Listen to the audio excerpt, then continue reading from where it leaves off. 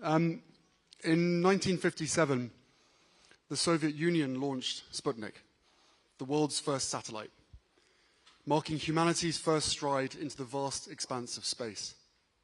And then in 1961, we witnessed a monumental achievement as Yuri Gagarin became the first human to journey into space, a feat that captured the imagination of people around the globe. And of course, we cannot forget 1969, when American astronauts Neil Armstrong and Buzz Aldrin made history with the first successful human landing on the moon, a triumph that showcased the boundless potential of human invention and spirit.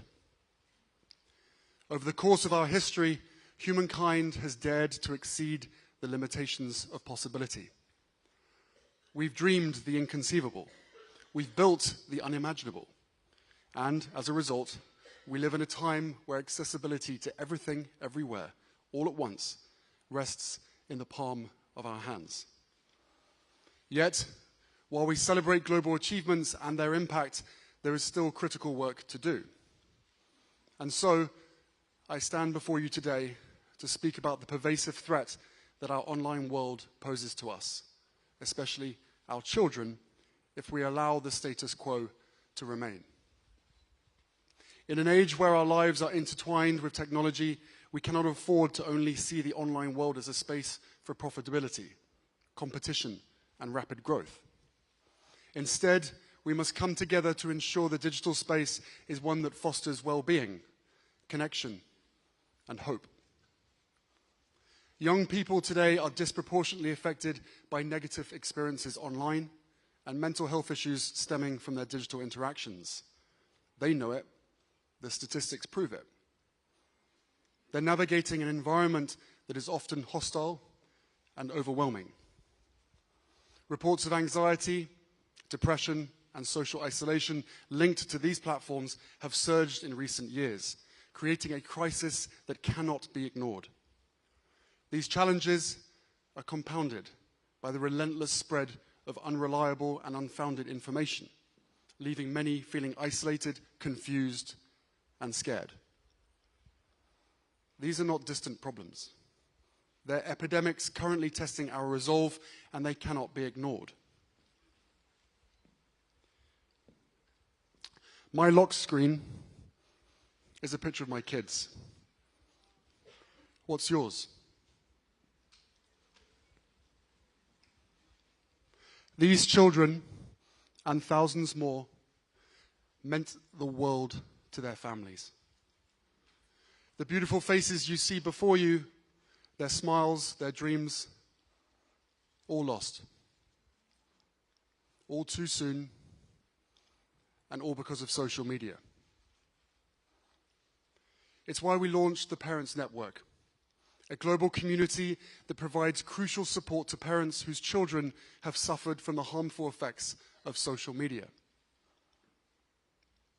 And it is because of them that we at the Archewell Foundation are committed to this issue. Through trauma-informed practices, our network helps parents come together to forge strong bonds, offering healing support through community. This safe and free-to-access peer support not only offers invaluable resources and advice, it is guided by a licensed facilitator, ensuring that no one has to navigate this journey alone.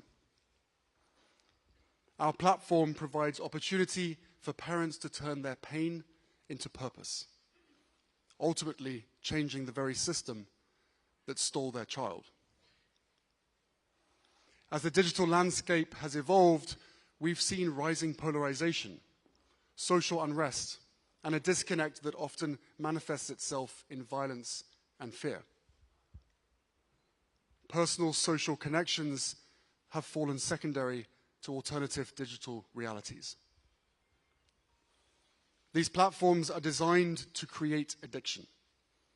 Young people are kept there by mindless, endless, numbing scrolling, being force-fed content that no child should ever be exposed to.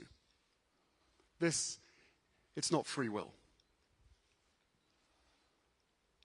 I, like many of you, did not grow up with a phone. Young people today possess an incredible understanding of technology that older generations may struggle to grasp. They are digital natives, adept at navigating online spaces and spotting harmful trends. Their artistry and fresh perspectives allow them to envision solutions that we might overlook. They are also part of a collective who use their voice to speak up when something is wrong. Deep commitments to social justice and inclusivity drive them to advocate for a future that we can be proud of. So we must empower them. We must listen to their experiences, understand their perspectives, and provide them with the resources that they need to navigate and shape the digital world. Something that we keep at the core of our work. We must raise them to know that IQ without EQ will always fall short. We must provide them with spaces to innovate and advocate for solutions that prioritize safety, respect, and empathy. And while we embolden both youth and parents to be in the conversation, we must also hold those in power accountable. The first ever global ministerial meeting focused on ending violence to children will take place in Colombia this November. And it is where, for the first time, there can be global agreement on prioritizing child safety and protection online.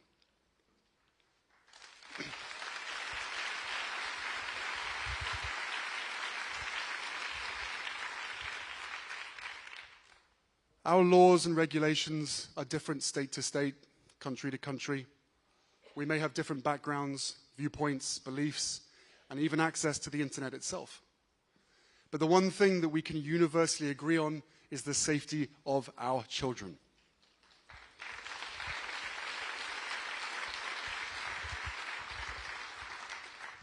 So why do the leaders of these insanely powerful social media companies still refuse to change? Why are we holding them to the lowest ethical standards?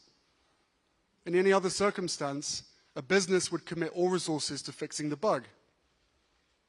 Instead of providing parents with more tips and tricks for navigating hostile environments, shareholders need to demand change.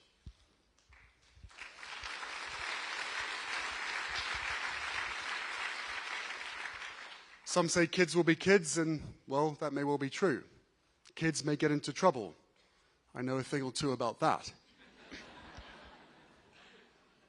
But our kids are being targeted. The harmful effects of social media are made by design. While we embolden both youth and parents, we must also hold digital platforms accountable. Surely, none of us want to live in a world where there is no consequence or accountability. Parenting doesn't end at birth of a child. Neither does founding a company. Whether parent or CEO, we have a duty and a responsibility to see our creations through. If corporations unabashedly lack responsibility, it doesn't mean we should do the same. Their platforms may be under our fingertips, but we have the fate of the future, their future, in our hands. When many in our world today seem to conflate opinion as fact and fact as opinion, we have to work hard to seek and reveal truth. For as long as we're debating over lies, we will forever be divided. And when so much of our future is uncertain, we need to meet global insecurity with compassion rather than hate. Inclusivity and equity are not optional. They are the bedrock upon which we must build our communication and community. And fear, orchestrated at the highest levels, needs to be seen for what it is, a tactic to mask indifference and a failure to seek real solutions. As a growing movement, the Parents Network is committed to this journey. We need platforms that mirror our highest values, designed with safety in mind. But in the meantime, we can't wait. Our kids can't wait. We need to create programs that teach digital literacy, emotional intelligence, and critical thinking. We need to equip our youth with the skills they need to identify and combat online threats. We need a better digital future, one that we all deserve. We were promised a human experience. Instead, we've been a human experiment. This is an invitation to each and every one of you to open your eyes, ears, and hearts to these realities and to channel our power, resources, and intelligence toward meaningful action. All we have today, in this moment, stems from the defiance of boundaries we once thought existed. We've split the atom. We've walked on the moon. We are more than equipped to tackle this. The future of our world and our youth depend on it.